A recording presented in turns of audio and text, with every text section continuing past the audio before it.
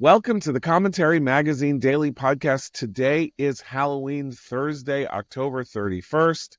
And boy, it was a nightmare for me last night, let me tell you, at Yankee Stadium, watching the Yankees melt down in a way I don't think I've ever seen any team melt down. I had my 14-year-old son with me at his first World Series game, and he had a memorable one as New York fell apart, kind of like in 1975. It was Dodgers to City drop dead, and Aaron Judge hits a homer in one inning and then drops a ball in the next inning, and Garrett Cole forgets to cover first base, and they deserve to lose, and it was a very interesting and sad subway ride home for us after midnight. So I sound energetic, but I'm actually exhausted and a little despairing.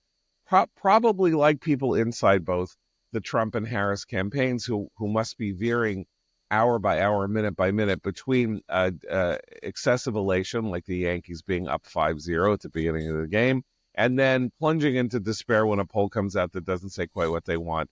And that's like Judge dropping the ball in the outfield in the fourth inning. So that's my analogy. That's my sports analogy. I don't make sports analogies, but I did want to explain why I might seem a little off my game today. But I am thrilled to say that with me, and probably on their games, I hope, our executive editor, Abe Greenwald. Hi, Abe. Hi, John. Senior editor, Seth Mandel. Hi, Seth. Hi, John. And joining us today, my buddy, our buddy, everybody's buddy, we're talking about Chris Stirewalt, host of The Hill Sunday on News Nation, columnist for The Dispatch, and a person who has forgotten more about weeks like this, election weeks, than most of us have ever known. Chris, welcome back to the Commentary Podcast. I'd love to be with you. It pleases me very much. Okay, so Chris, can we talk about herding?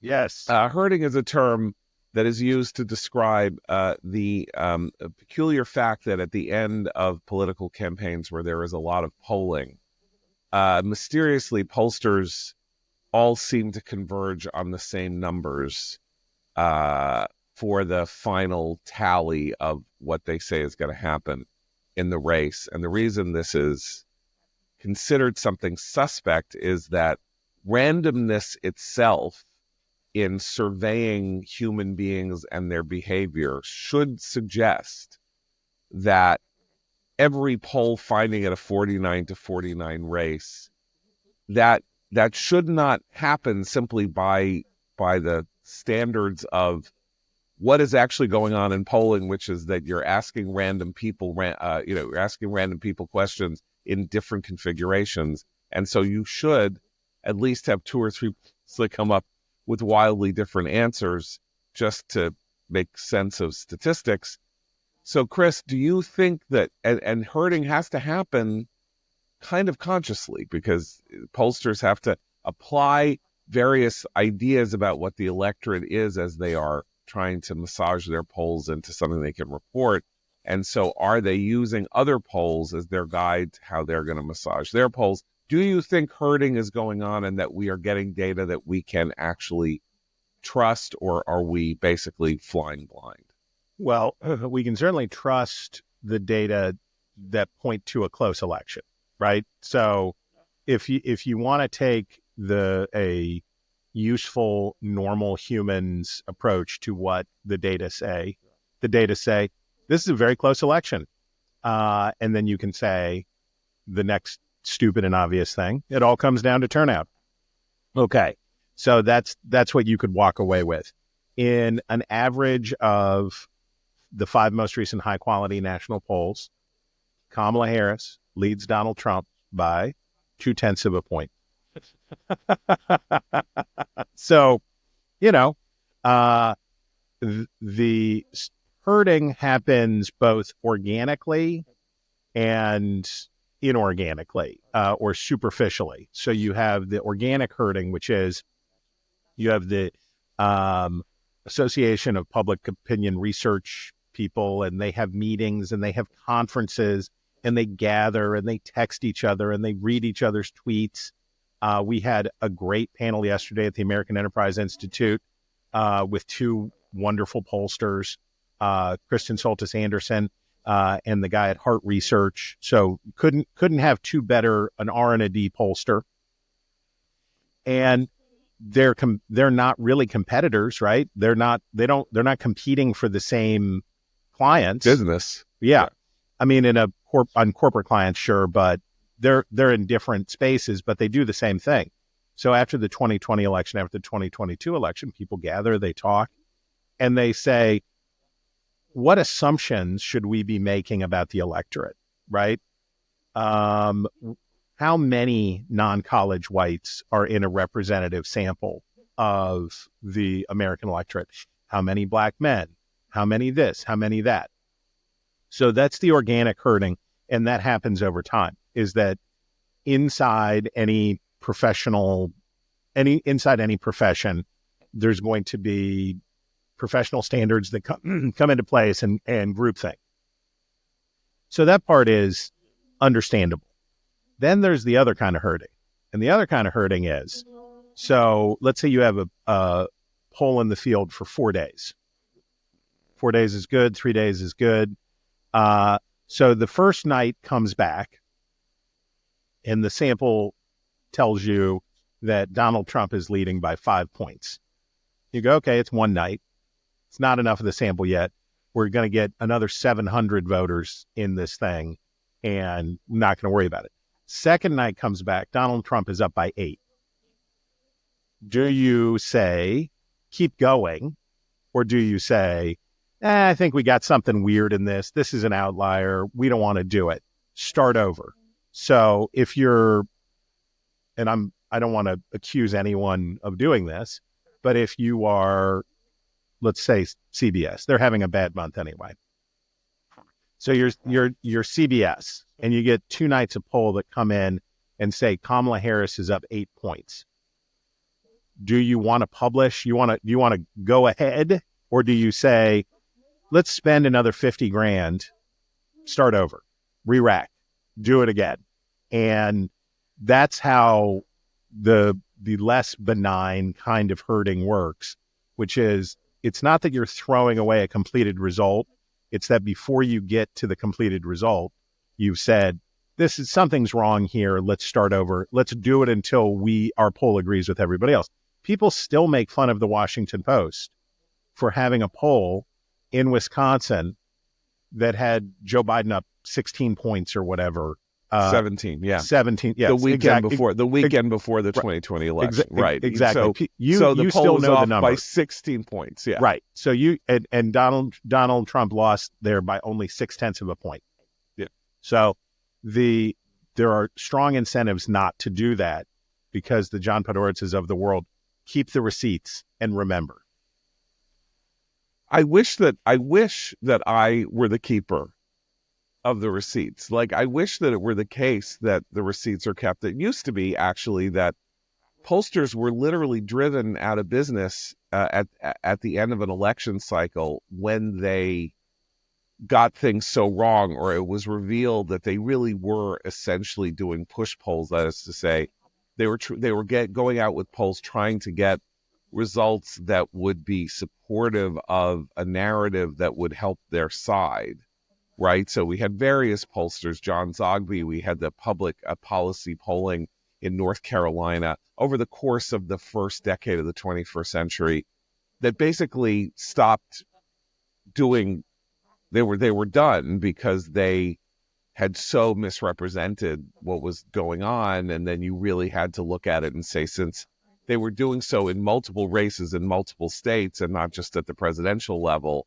that they were using their supposed position as status as independent as collectors of statistics without any kind of political frame as a cover for providing propaganda to the political party that they were supporting, and that was kind of like what did them in.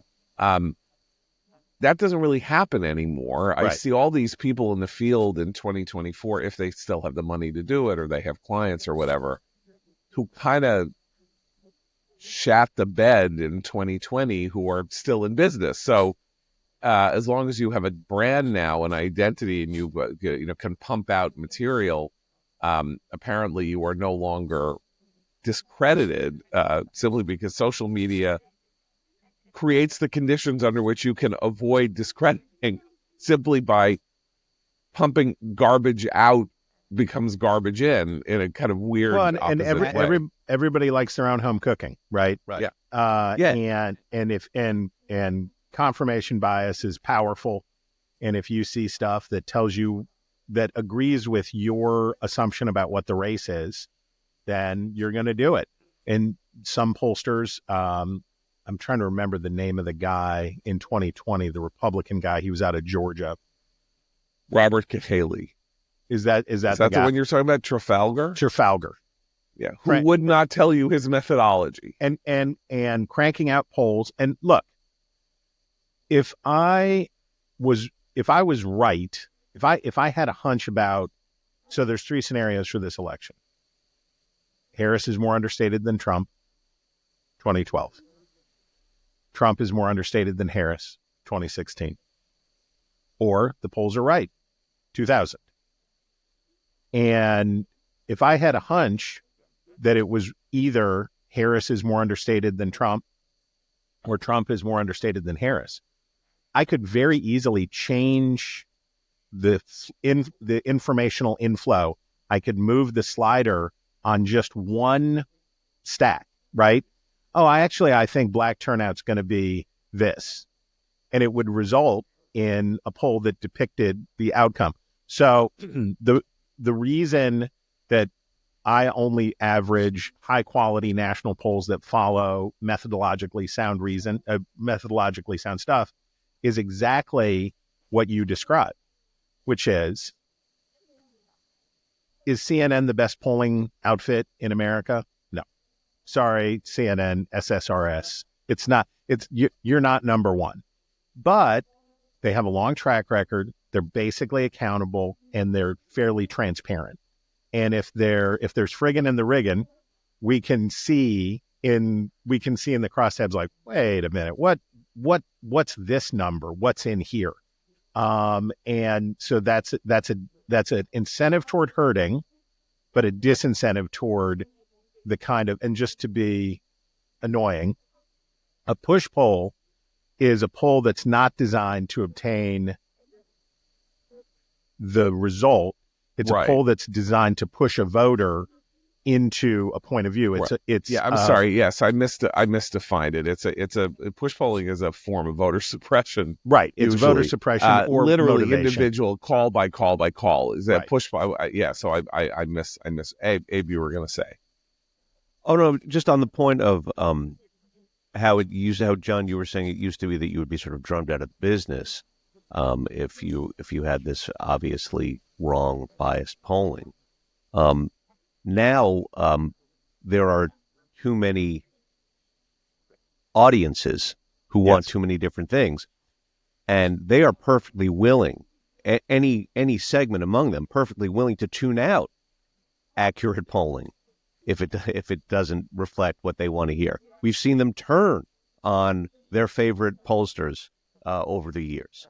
Right. Well, not based on accuracy problems. There's a scene in Ted Lasso, which is the show about an American who goes to coach soccer in England, so he doesn't understand all the differences. And they tell him if they lose the last game, they're going to be relegated, which is if you perform poorly enough in soccer in the league, you get demoted out of the league that you're in. You get punished for it. And he didn't understand that concept because he came from America, where the teams just play again next year. And that's sort of what has happened. There was like a relegation to polling, and the English are shocked, and they say to him, well, what happens if a team just plays badly every year? And he said, well, we call that the Jets. Yeah, that's sort of what happened with the polling. Yeah.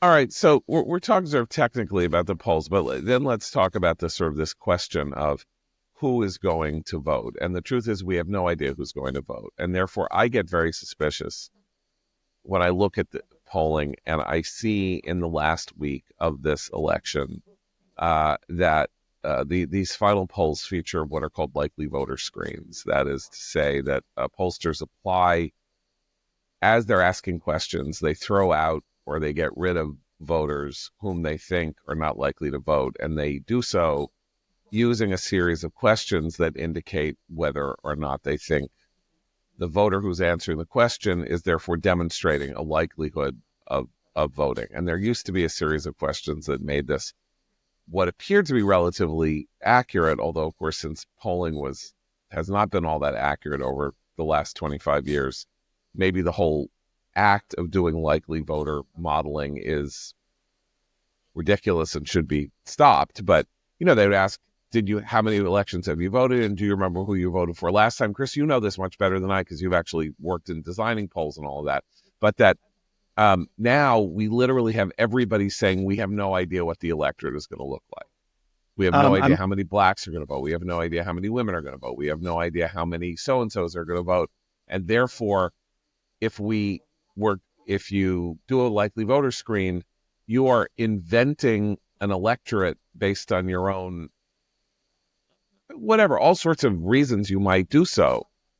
But a 5% difference in turnout in among Hispanics is going to change this election. If Hispanic turnout is 5% higher or lower, that could be the whole ball game. And if you get that wrong, then having a likely voter screen is dumb. And therefore, also, second point, the electorate getting larger and larger and larger.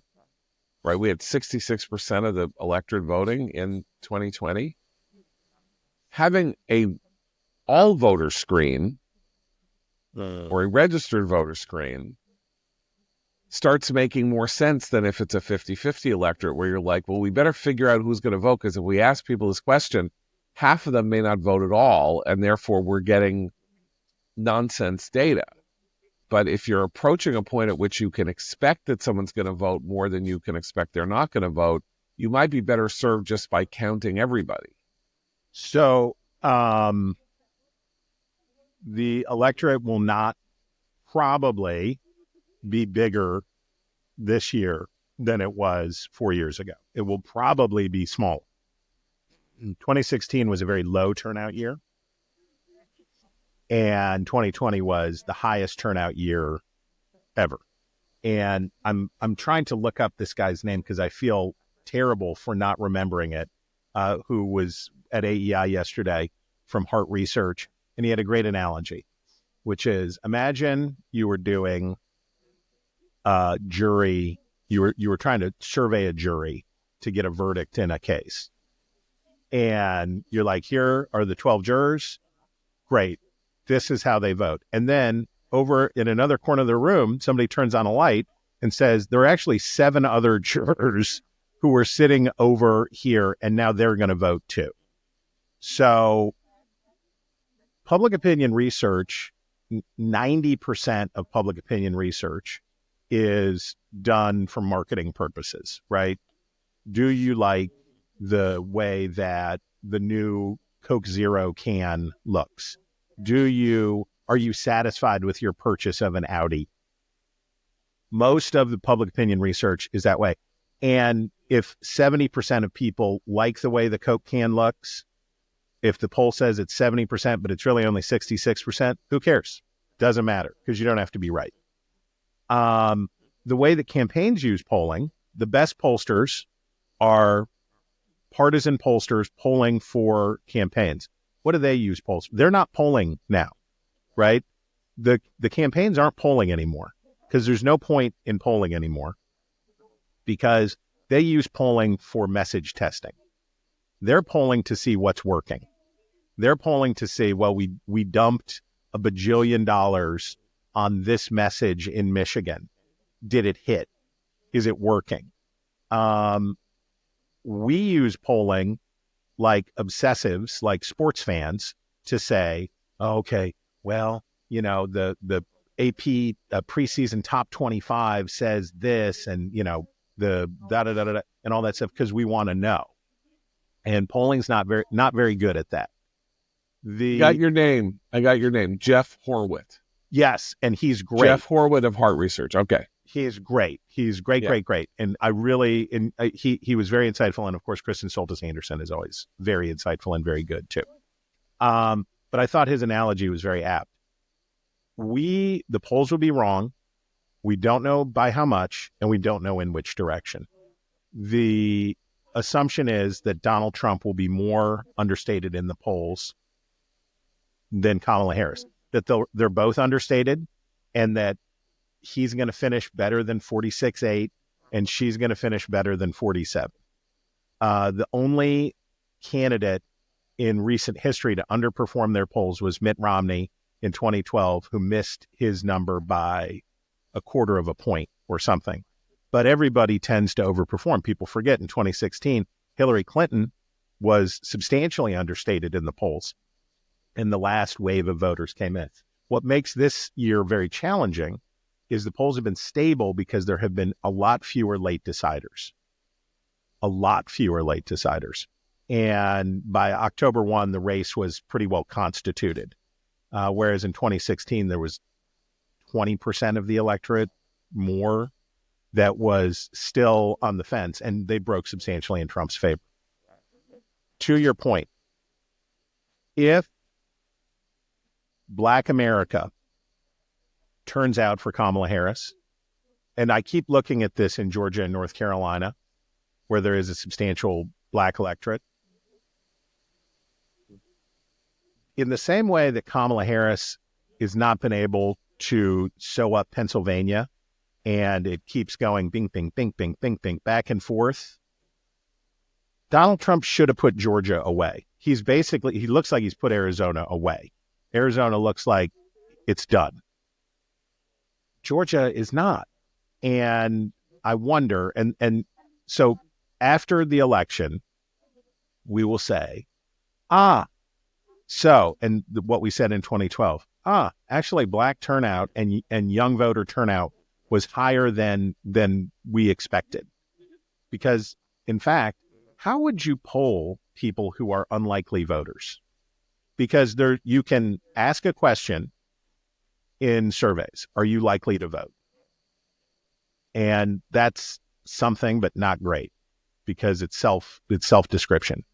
Or you can do the voter file, right? So about 6 or 7% every cycle are new voters. That's about the percentage of the electorate that comes in. And you can do a voter file, and that's going to get you to 95%, 93% of the electorate. If you just use voter file and you know these are people who voted in the past, you're going to be in a real good place. But even in that case, if you're doing that highest quality, most expensive poll that's based on voter file, who's the other 7%? I don't know. And so that's where the guesswork comes in. Okay, so we've now played this technically. Let's talk about what's been going on over the last 2 days. You're saying campaigns aren't polling it, like it's useless. They don't need top line numbers anymore. Voting, first of all, 75 million people have already voted or something like that. So you have almost half the electorate in, if not more. And so it doesn't matter what they say if you're actually looking to gin up your number between now and Election Day. So we, of course, have the dueling garbages, right? We've got Tony Hinchcliffe at the Trump rally saying Puerto Rico is an island of garbage, and then we have Biden calling supporters of Trump garbage, who he was referring to as garbage. Was it the totality of Trump supporters, or just people at the Madison Square Garden rally, or was there an apostrophe, or whatever? We don't know. Apostrophe. Okay, so these last minute moments. So there is I would call collective effervescence on the part of certain Democrats and Democratic thinkers and Democratic get out the vote people that are ecstatic about what happened with Tony Hinchcliffe. They say, "Oh, Pennsylvania has hundreds of thousands of Puerto Rican voters. Florida has hundreds of thousands of Puerto Rican." Now, Florida's not going to go for Harris, almost certainly, but so Pennsylvania has hundreds. And can you now take Tony Hinchcliffe? And you know what? It's all on Spanish language talk radio, and it's all over Univision and Telemundo News that this is going on. It's a fallout story. They don't have to do anything. The campaign doesn't have to do anything. It's there. People are hearing it. They're hearing that the Trump rally featured this attack on Puerto Rico. And this is like a killer app that just happened. It was an unforced error, and there it is. And it's, and it's focused, and it has a specific audience that's going to respond to it, and so this is death, and it may be one of the sotto voce killer moments, like Bush's DUI, although focused and localized in one place. Then you have the other argument, which is that Biden said all these people are garbage, and then Trump, unusually for him, decides to have fun with it. Right? First thing he said was, forgive him, he's senile. Right? That's the first thing he said. Or, forgive him, he knoweth not what he say. And then yesterday, he drove to his rally in a garbage truck, wearing a garbage man's orange, reflective jumper, and then spoke at the rally in the reflective jumper. So, one is a national story that helps with get out the vote, maybe with Republicans, probably doesn't change any votes for people who are on the fence, since it's not about them. He's saying Trump supporters are garbage, not you undecided voters. You're all garbage, Biden. One is about a local, has a potential focused effect in a razor thin margin race. Do these things matter? So the last real significant and important example of this kind of stuff is in 2016, when McBride and Comey put out Anthony Weiner's laptop. There's pretty strong evidence. There's no proof, right? That nothing can be proven, but there's pretty strong evidence that there were voters who were prepared to vote for Hillary Clinton and said, I can't do it. I can't do it, right? So this is the sine wave theory of the election, that little group of people who maybe, and in this case, the theory would be, and it, not to take nothing away from Puerto Rican voters. There's lots of Puerto Rican voters in Pennsylvania. Puerto Rican voters are super. The problem with the rally isn't about, the larger problem with the rally wasn't about narrow effects among Puerto Rican voters. It was reminding people who had talked themselves into voting for Donald Trump, like, oh, yeah, that's right. Oh, that's right. I forgot. They're crazy and they're mean. I forgot that they're crazy and they're mean. And that rally was a huge billboard that the Trump campaign put up that was like, first Rudy Giuliani, then Tucker Carlson, then a joke about black people and watermelons, then da-da-da-da-da-da-da-da. And because they did it in New York, I told you this at the time, if they'd have done that in Reno, Nevada, it'd have gotten coverage, but it would have gotten like MSNBC coverage. They had to do it in New York. They had to go 6 blocks away from every television network, every news organization in the country. And they're like, I demand that you look at what we are doing at our rallies coast to coast, that you come down here and see it. Donald Trump Jr. was like, you better look at who we are and what we're doing. Yeah. They had a day where there was no other news. On also. a day there was no Sunday, other news. There's only football. There's no political news. So this is the only thing you're going to talk about. You move white women 2 points, you can forget about all the Puerto Ricans in the world, right? Who's the single largest demographic group? Stirewalt says, forget about Puerto Ricans. Stirewalt to Puerto Rico. Who's garbage now? The largest demographic group in America, the electorate is more female than male. And Donald Trump in 2020 won white women. He did not win them by as much as he should have. And he would have won had he have replicated basically his performance from 2016. But if you tell white suburban women, yeah, that's right, we don't, here, if Donald Trump loses this election, it will not be hard to diagnose, right? will say that at every point that they had the opportunity, J.D. Vance did a wonderful job in his vice presidential debate of saying to, and we use the shorthand Nikki Haley voter, but that's not really who we mean. A lot of these people don't vote in primaries. But we mean normie, traditional, suburban white ladies, right? And in that debate, J.D. Vance did a very, very good job, except for obviously on the question about the election, but he just dodged it. He didn't say anything bananas. He did a very good job of saying, we're cool. It's cool. We're cool. But typically, the mode of this campaign has been to say, we don't need them. We don't actually need these voters. We need dudes. We need black dudes. We need Hispanic dudes. We need Hulk Hogan. We need Dana White. We need machismo, right? We need the machismo. And Donald Trump in the Garbage Man's Penny is, we're going to get slaughtered with women. The gender gap's going to be higher than it's ever been, but the gender gap on the other side is going to be higher than it's ever been too. And we're going to so activate dudes that it won't matter how badly we're doing with women. If they win, we'll say it worked. If they lose, we'll say, why did you alienate the single largest demographic group in American elections? On the other side, Harris missed an opportunity to be more forceful in rebuking Joe Biden, right? That was a good one. And her speech, and Joe Biden doing to Kamala Harris what Bill Clinton did to Hillary Clinton in 2016, unconsciously sabotaging her? I don't know. I won't get into that. I'm sure this is all very hard for Joe Biden, who is a prideful and thin-skinned man. But on Tuesday, Kamala Harris has this rally.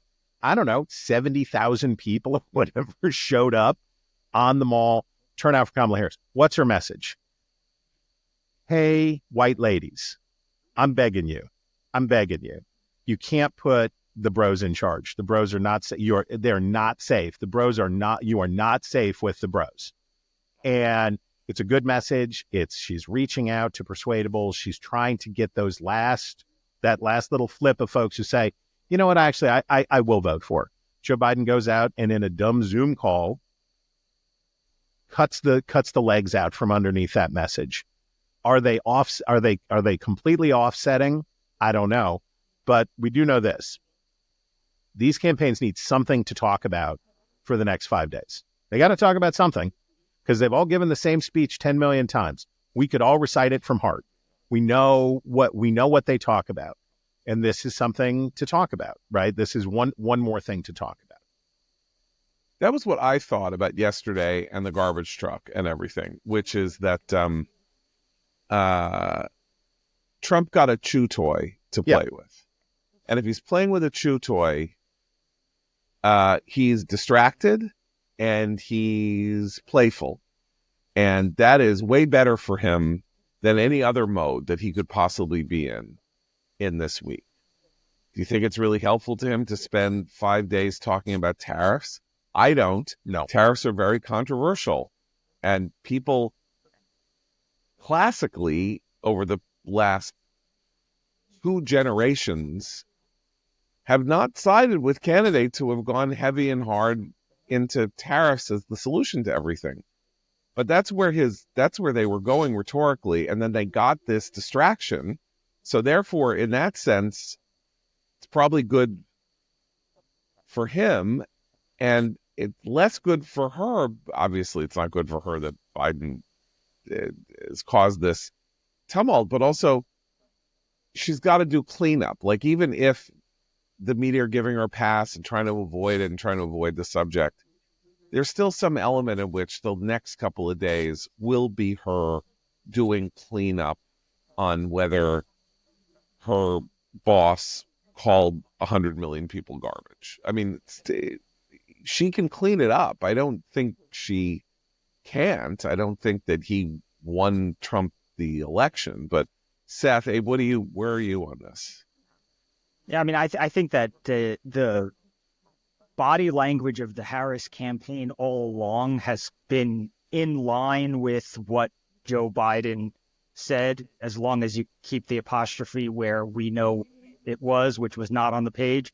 But so that's what I'm not sure about, is that if you are one of these voters, at what point do you think Kamala has really wanted you in her camp and really respected your, decision to vote for, if you're a twice Obama voter who then voted for Trump in 2016, do you get the feeling like that the Kamala Harris campaign is basically where you are, that you can sort of float in the middle here, go back and forth comfortably? I've always felt like her campaign was so specifically targeted at people who thought that the other side were lunatics, because even if you don't call the voters lunatics, the closing argument is that, as I keep saying, the dark night of fascism is descending. So, if you're a fascism voter, I don't know that you've been thinking before the garbage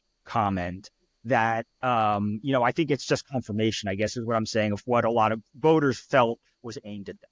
And I want to fill out the other piece of this. If you are or were undecided up until that point, there are, I am certain, a great many number of Americans who are considering voting for Trump, not sure, who also think that Trump supporters are garbage. But they're not in the, as John would say, the nucleolus of the Trump core. Are they offended by what Biden said? I don't think so. I think the undecideds who may go for Trump, they see Trump, they see the potential horrors, they see the I think potential greater horrors of his hardcore followers, and they say, well, I know all that. I'm voting for him for different reasons. I'm voting for him because I don't trust what's going on this side. On the other side, I'm voting for him because my wallet dictates that I must vote for him, and so on. So I don't think they're going to take the garbage comment personally. The Wall Street Journal editorial, the endorsement of Donald Trump, summarized that point of view, right? Which was, yeah, Donald Trump's a threat to the constitutional order. He's a big problem. But the courts are going to hold again. The military is going to hold again. And Kamala Harris is less of a threat to the constitutional order, but will be more effective in obtaining the results that she seeks, right? She'll do a better job at degrading the constitutional order in small and predictable ways, whereas Trump threatens the threat is greater, but the likelihood of success is far lower, and so he's worth the bet. So I think there are. I use the construction that the pollster Whit Ayers came up with, and I think it's very true about the Republican Party. There's always Trump, there's never Trump, and then there's always Republican. And the plurality of Republicans are always Republican. They vote Republican because they don't vote for Democrats, and they vote. And what is very different about Trump in this election, the way that Trump has behaved in the research differently this time. In 2016, and to a lesser degree in 2020, there was a lot of hand-wringing and hemming and hawing among Republicans. Well, I don't know what I'm going to do, blah, blah, blah, blah, blah, blah, blah. This time, I think Nikki Haley was indicative, Bill Barr was indicative, others were indicative, who said, yeah, I'm voting for my nominee. Yeah, Mitch McConnell. Yeah, I'm voting for my nominee. Okay, next question. Moving on. The Trump facts of life are real for 80% of Republicans. So Trump didn't have as much room to grow because he couldn't persuade these people because they were already persuaded. They were already in. The question, and I think this is very significant, the question is, the Harris campaign's theory of the electorate is that, and you've seen the ad with the wives who wink at each other with their like, at the polling places. okay, Narrated by Julia Roberts. yeah, like okay, sure, honey, Trump. That's their theory of the electorate, is that women are going to storm the polls and they're going to vote. The 2022, well, no, every election since 2020 or since 2016 has told the same story, which is Democrats are the party of the higher propensity voters now, and they do it. They show up. The Republican theory of the election is that Donald Trump has engaged and activated the next cut of disengaged low propensity voters, that he had not yet maxed out the share of pro wrestling enthusiast, Joe Rogan listening, low propensity voter, and that there's another cut of those folks who still who weren't yet engaged. I have no idea which one of them is right, but I will say this. When you think about the Harris campaign's strategy is the more rational one, right? Because if you're trying to motivate voters, motivate the higher propensity voters, right? That's the whole thing, which is the time and effort that you have to put into getting one person who is 70% likely to vote is more likely to be fruitful than the time and effort that you spent in getting somebody who is 30% likely to vote, right? Getting them over the threshold is more expensive, more time consuming, but maybe it works. I don't know. Well, we'll know. By the way, where my favorite thing is that you talk about specifically how they're targeting these groups and the campaigns. It's very interesting to see the Harris campaign is targeting women with an ad with like, the wink, wink, your husband won't know sort of, thing. And Trump is going after men with big trucks and hamburgers. Yes. And it's like, this is like we've gotten to the, that sort of base thing. Like what do men like? Like cars and hamburgers. And, it's from time immemorial. It's Billie Jean King, Bobby Riggs all over again. Yeah, but there's something else. There are substantive issues that Trump and the campaign are pushing that speak to women that we're sort of, I'm not saying we're not allowed, but that the culture doesn't really talk about as being women-centered issues. When we talk about the they-them ad, right? She's for they, them, and Trump is for you. And that goes to transgender sports, transgenderism, sports, all of that. That is not a message exclusively for males, and this is a terrible, terrible misunderstanding. Mothers of sons don't like transgenderism either. It don't have to be the mother of a daughter who has to play a son in their high school sports, or is worried about it, or can be made to worry about it. This is a general social message about upending of tradition and ordinary human behavior over the course of the last millennia that speaks, I would say, more, at least as much to women as to men. It's just not targeted at them specifically. And, on that point, I think in thinking about the three categories that Chris mentioned, the never Trumpers, the always Trumpers, and the always Republicans, I think the Harris campaign and the Biden administration should fear that they've created a larger group of always Republican. Very true. By pushing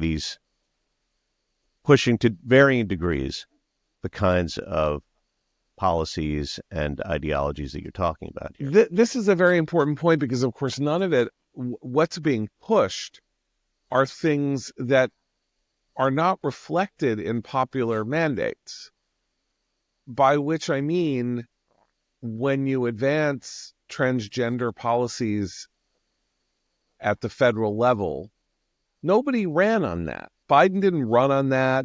Harris isn't running on that. I mean, they say nicer things about it. People at the local, when school boards make decisions about what they're doing about restrooms and things like that, nobody ran on that. There's no evidence. We have 2 decades of evidence that public opinion shifted quite astonishingly in the direction of gay marriage and a general sense of understanding that this was not something that was a threat to you or to your families or stuff like that. There's no such evidence in relation to the trans issue, which has been a major public issue now for almost 15 years. And they are presuming that they can push this agenda without the electorate's approval of it. And that's maybe a test. Trump is the first national candidate to try to use this issue as a wedge, and we're going to get a real world test of whether it worked, I guess. I mean, I don't know how you isolate it out, except in exit polling when you say, did trans issues play a role in your vote? Final question for you, Chris, because let's talk about big data, because there are 2 different kinds of big data that you've been involved in, right? So there used to be AP would do this. I guess it's not doing it anymore. This gigantic pre-election poll, right? Which I guess CES is now doing. So right? the Votecast. So AP North, yeah, National Opinion Research Center Votecast is useful, helpful, wonderful. And then there's Edison, their competitor, their traditional competitor, Edison Research. And then there's what we use at News Nation, which is Decision Desk HQ, which is the third competitor in that. And that's the stream of data. So what Votecast is, and we use Votecast at Fox. What Votecast is a huge poll, right? It's an exit poll, but it is also runs alongside the stream of data that the Associated Press provides. So the other networks use Edison plus AP. They also use AP because they're using AP's data stream on election night with the 1,000 stringers in precincts all over, with targeted precincts all over the country, to bring the results in even before the elections offices are posting the numbers, right? That's the on-the-ground component. And what DDHQ has built since 2012, they started as a sort of a volunteer, people chipping stuff in, and they have grown it into, and the New York Times has hired them before, they have grown themselves into a real competitor for the data flow. For the survey data, Votecast is probably where it's at, right? Votecast is probably still where it's at.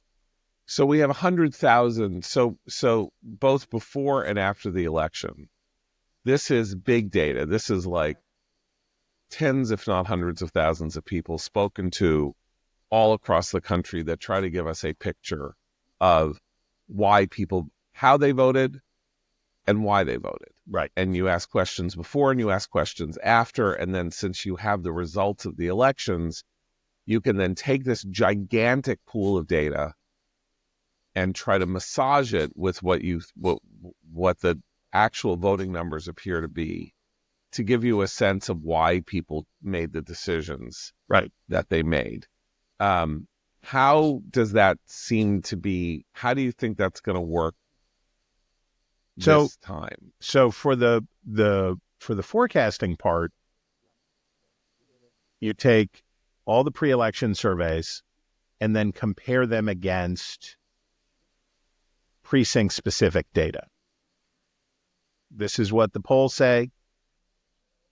This is what the precinct-level data say, the targeted precincts say, and then you reweight the poll based on what the initial return is.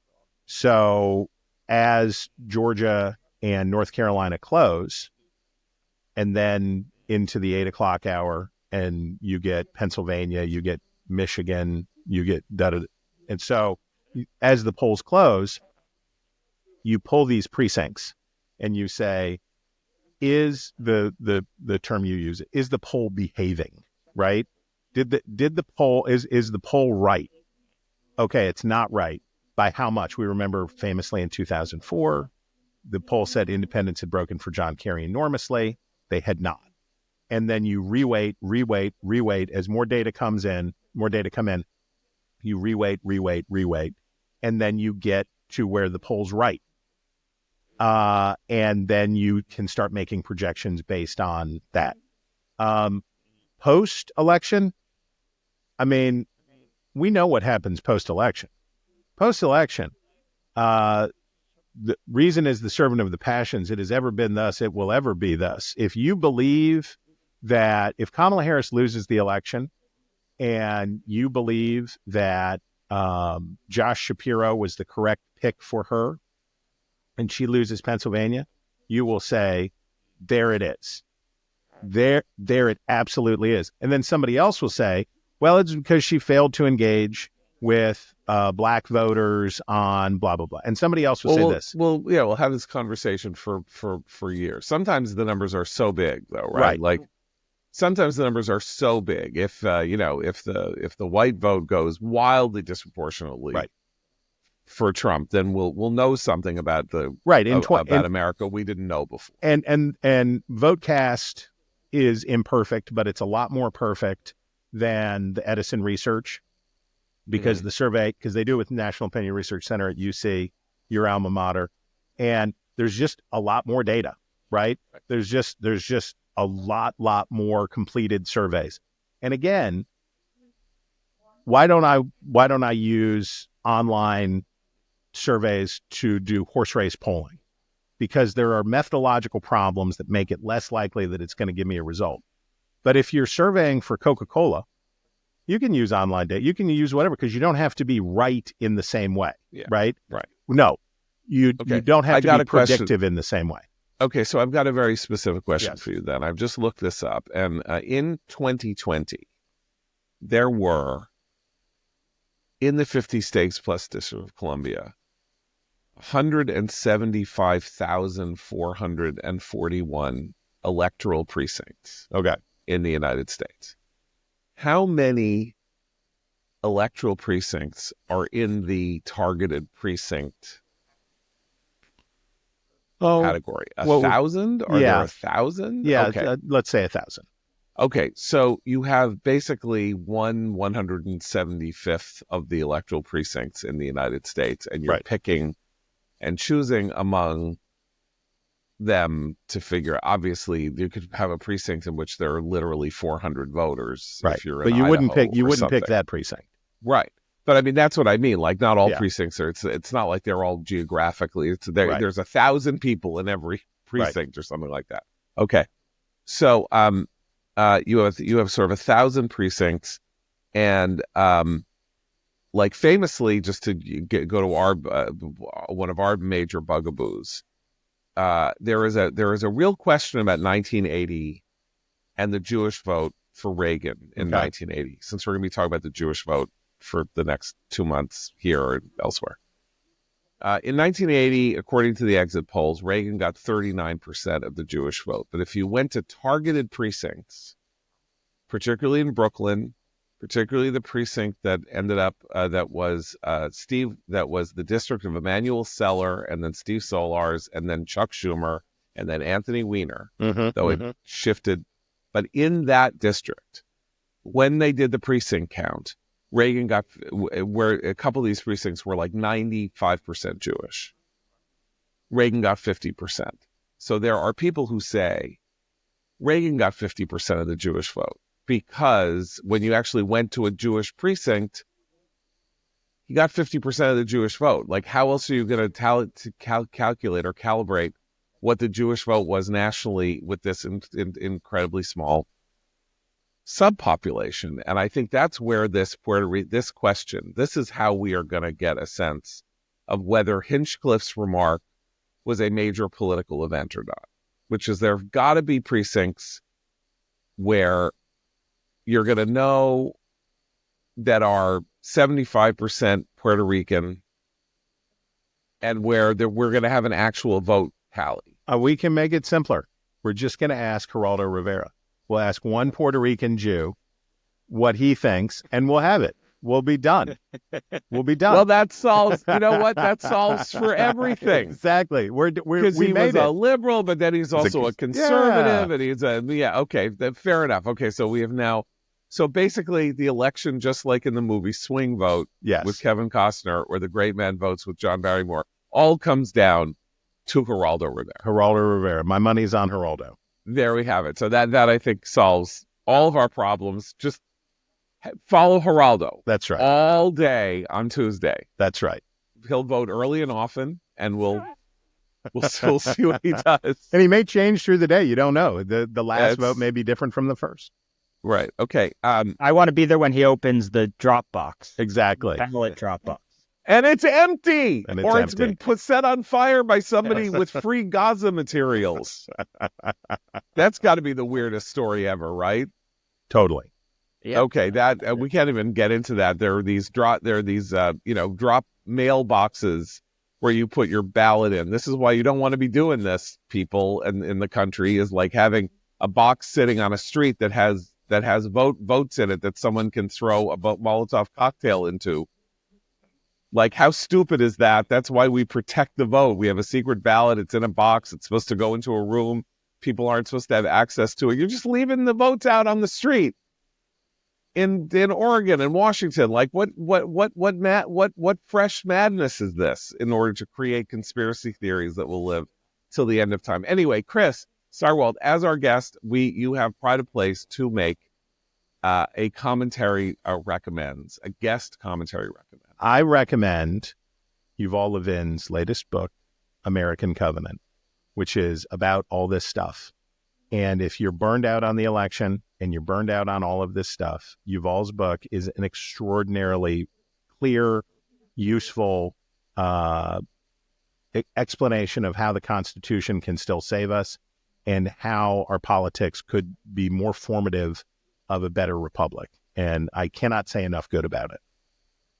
Okay, well, that you are not the first person to recommend that book. I'm with my people. I'm with my people. But I think it's worth adding to this that there is a paper that you can look up that Yuval put out this month, earlier this month, with Rui Teixeira, known as the liberal patriot on Substack.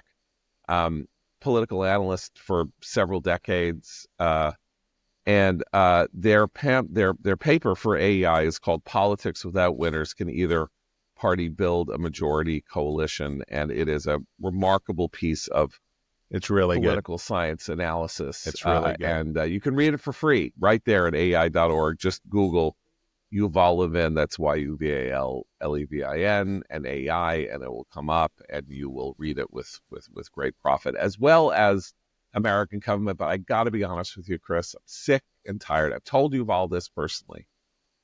All anyone ever does is say nice things about Yuval Levin. It's time for somebody to take Yuval down. Where's the backlash? Everybody loves Yuval. Left-wingers love Yuval. Everybody loves Yuval. Yeah. He must be made to pay, because we simply cannot have this world of Yuval. Like, he's going to be on the cover of 16 magazine. You're going to win a dream date with Yuval Levin. I'm ready for it. I'm ready for it. Thanks. Okay. Well, Chris Stirewalt, thank you. Thank you so much for being with us. We'll be back tomorrow, I think, with the full crowd. So for Abe and Seth, I'm John Podhoretz. Keep the candle burning.